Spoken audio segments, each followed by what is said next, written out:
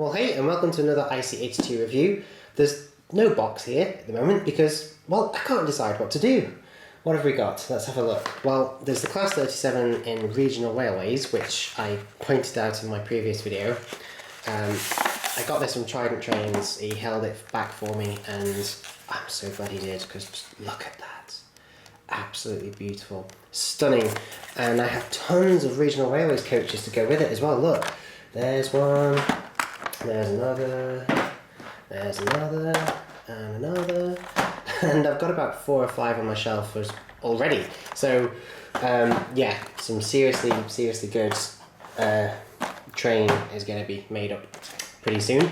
But we looked at a Class 37 yesterday, didn't we? So, well, the day before, you know what I mean. So, I don't want to do a Class 37 again. We've got a gorgeous DCC sound locomotive here in the form of Sparrowhawk. And then we have another one there in the form of a Black 5. Oh, gorgeous, gorgeous. Thank you, Mark. And then, of course, there's this one as well. What's in here? Oh, it's a Class 92, I think. Yes, it is, yeah. Oh, I hate these boxes. And they're so lethal as well, because you can go to just, like, grab it and lift it up, and the whole thing falls away. Yeah, get on. And we've got Class 59, the EWS one, and then there's a Class 90, and then there's a bubble car, which I haven't looked at yet, a Class 121 bubble car in BR Blue, I think. And then there's even the 4F that I used for the joke video, which was like all old-fashioned and stuff, and which a lot of people took seriously. It's like, come on, people. But I think what I'm going to look at today is this, the Class 59 by Hornby. So let's just, that's cool. Let's just shift them out of the way. There we go. See, they're even useful when they're in their boxed form. Right. So yeah, this is a Class 59 from Hornby. As you can see there, it's a Coco, which means all the axles are driven. Well, in real life, I very much doubt they are in the model. It's an EWS livery, and it's Vale of York. It's called the Vale of York. So let's open the box.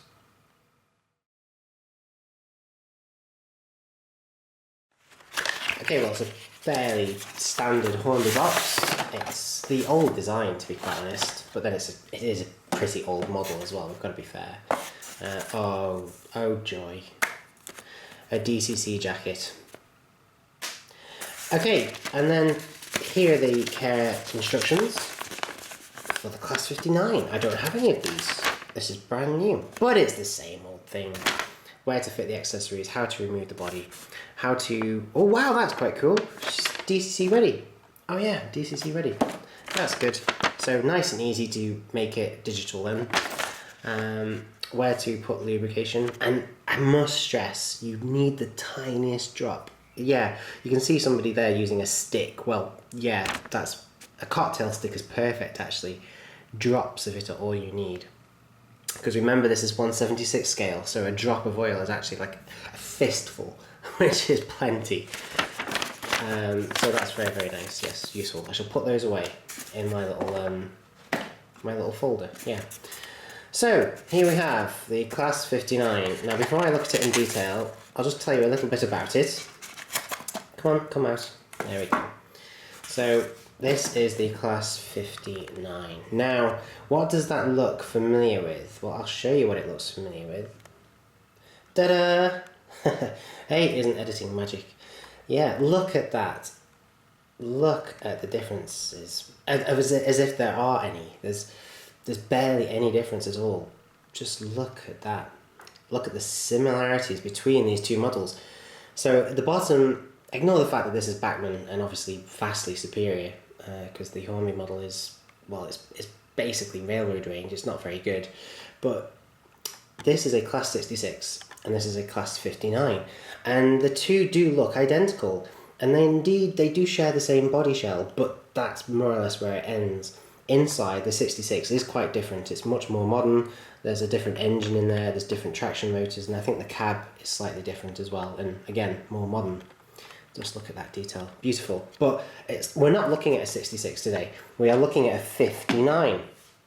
And the 59 was developed from the 58. Well, it wasn't. It wasn't. Basically, people were unhappy with the class 58. They were unhappy with the class 56. They weren't very good.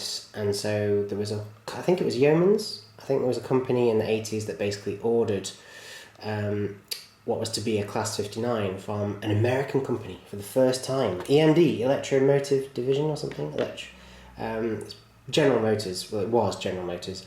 I think it's now even owned by the Caterpillar Group, I'm not too sure. And that's probably owned by Tetley Tea, which is owned by Lego, which is owned by Sony, which is owned by the BBC. So, yeah, nice and simple. Everybody owning everybody else.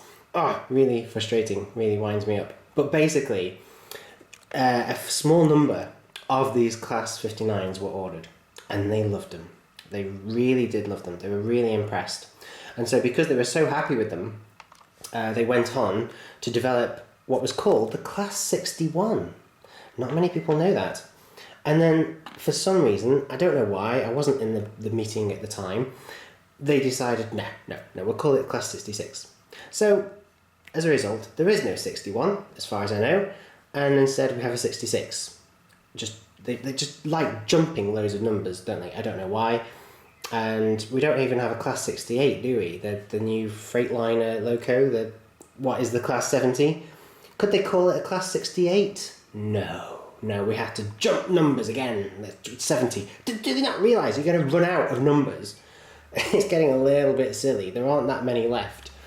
Anyway, so yeah, that's the Class 66, and this is the Class 59, which has its roots and its history in the ill-fated Class 58 and the not very reliable, equally not very reliable Class 56, which apparently they were unhappy with.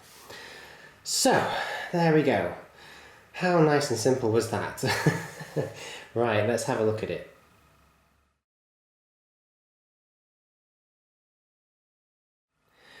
Well, to be honest, it's not too bad. It's not too bad.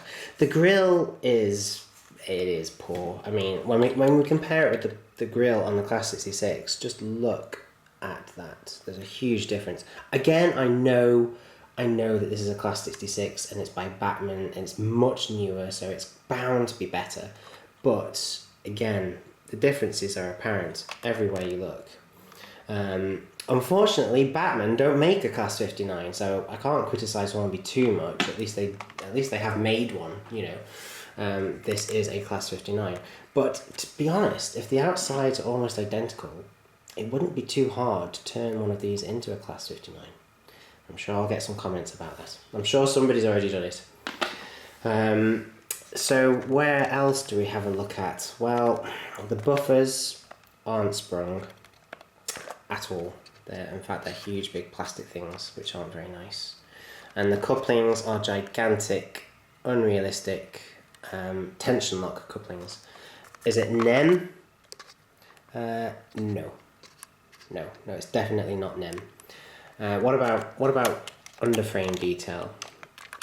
There's not very much. There's a little bit of colour there on some tanks. And there's some piping, but it's not coloured. But then I don't know if it's supposed to be honest. What about the motors? That's a powered axle. That's not. That is. That isn't. That isn't. That isn't. Okay. So in real life, all 6 of those axles are powered. However, in this model, it's just that one and that one. So I'm assuming that the motor is probably like a Ringfield motor or something, stuck up in the top there, powering just them, and that's it. Which is quite different, again, to some of the newer Hornby models, and the 66 we have here, which has got a motor in the centre, and then with twin flywheels and axles going off to both bogies, which is really, really nice. So, that's a shame, but it wasn't much. I can't complain. It didn't cost me very much. I think it was about £40, if that. And the 66 was considerably more. It was almost twice that. So I can't complain too much. We have got detail there. Well, there's no lights, which is a shame. Oh, there's a little bell at the top, that's quite cute. I didn't notice that. Oh, and there's one missing on the other end. Oh, what fun. I'll see if I can maybe find that or replace that. But yeah, you can see the horns in the top there. There are wipers, just the handrails are all plastic. The steps are plastic, the windows don't open, the doors don't open. There is some detail there, but it's very, very basic. It's basically, it's not a grille, it's basically just bumpy plastic. Which is, again, quite different to, you know, the roof of the 66 there, which is a beautiful meshed grille. Very, very nice. So, it's not fantastic. They've got the shape right, more or less. And the livery, at least, does look quite smart. I don't know how accurate it is. You know, I'm sure there's somebody out there who's really hardcore and knows that actually the S needs to be a couple of centimetres to the right. But I don't know anything. I'm not that hardcore. I couldn't tell you whether that's the case or not. Weight, yeah, there's enough. The 66 is twice the weight, but there's enough. There's enough. There's no traction tyres, which is a good thing. It's a good thing because traction tyres just have a nasty habit of perishing and falling away and making a mess. I really don't like them. So Hornby are obviously confident enough that it can run okay. I think this is ex-Lima. I'm sure people have been shouting that out at the screen the whole time, but because Hornby took over Lima, I'm sure that this is Lima tooling. And in fact, I'm pretty sure I've got another Class 59 and it's a Lima model. So that would explain why it's due for an overhaul, Hornby, or Batman, if you're listening. I know you do as well. But yeah, if somebody could please redo the Class 59 and do it justice, that would be fantastic. Because it's an important locomotive. It really is. It's an important step from the Class 58 and the Class 56 up to the Class 66. It really was an important locomotive, and you don't see enough of them or hear enough about them. But there it is. So let's put it on the track and see what it runs like. I know I said I'd put it on the track, but I just really, really quickly wanted to just show you this. Look, because I think this is really cool, and the fact that I have all the models is really cool as well. So there we have the Class 56. It's a shame it's not an EWS one, because that would be awesome. After all, the others are. But I don't have a Class 56 in EWS, but this is a Class 56. There you go. See, you can see. So basically, that's what was running around the tracks of Britain in the 80s. But they weren't great. They weren't massively reliable. Weren't massively economical, and people were unhappy with them. They developed the Class 58, which is, as everybody should know, my favourite locomotive because it was my first. But again, this was a bit of a flop, probably more so than anything else here. It suffered greatly from traction motor problems. But what's quite ironic is that it's gone on to have a second lease of life abroad on the continent where people are very happy with it. So maybe the British just didn't fall in love with it. Well, I did, so that's all that matters. But yeah, so the Class 58 was developed, but wasn't great either. So they developed the Class 59, or at least an American company did. Gosh, this is the lightest out of all of them. And then people were really, really happy with that. Thought, yeah, great, we want loads more. So they said, well, hang on, let's make some improvements. And they made some improvements. And they came up with the Class 66, which, as I say, was the Class 61 for about a day or an afternoon until they all got drunk and decided to rename it the Class 66. I don't know. But that is the Class 66, which everybody is familiar with. I think it's got a nickname, Shed. Are they called sheds because they look like a shed? I don't know. Looks like a locomotive to me, but I don't know. Somebody will tell me in the comments, I'm sure. So there we go. And I just thought I'd show you that because I think that's pretty cool. And yeah, that's where the Class 59 is in its lineage of history, which is a bit weird because these are American and these are British, and that was a 61, and that they only made about a handful of these, and yeah. Anyway, let's put it on the track.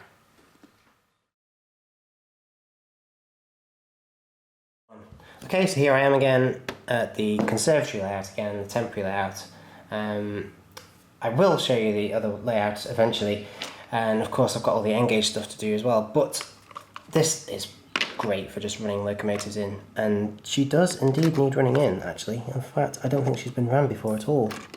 So let's just get all the wheels put on. There we go. There's a lot of them. Now I've put, I can tell that the motor's here, so I've put it on the track so that the motor is at this end, which helps really, because it will be pulling itself around, and then later on I can change direction. It can push its way around. Also, incidentally, I forgot, you may have noticed that I forgot to look at the bag of stuff in the box, 'cause I was so keen to talk about its really weird convoluted history and family lineage that I forgot to look at the bag of stuff. And basically what you've got well, they look like vacuum tubing pipes, but I think that's basically train heat and electrics. Cables used for coupling multiple locomotives together, and there's definitely some train heat piping there as well for heating the train. And the huge big black things are air dams. They basically just clip underneath there to give it an air dam to, change the, well, I don't really know what they do or why they put them there. It would change the aerodynamics slightly, that's for sure, and it would change the look of the locomotive. It makes it look quite cool, I suppose. But yeah, that's basically what's in the back. So there we go. Right, we've got power. Yes, we've got power. Okay, let's pick a direction. And I haven't said it in a while, so I'll say it. Let's give it some juice.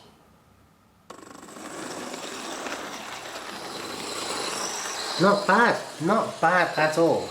Bear in mind, this is the first time it's either ever run, or it's the first time it's ran in a long time. And bearing that in mind, it's not doing too badly. It's a little bit squeaky, a little bit grindy. Might benefit from a really good service or an overhaul, possibly due to its age or lack of care from the previous owner. But again, all things considered, I'm impressed. I don't really want to get it going much quicker than this. As I say, I'm running it in. I'm going to send it for 30 minutes in one direction and then change direction, just to make sure the motor's bedded in properly and stuff. Then I'll probably whisk it off to Crew Works for a bit of a service.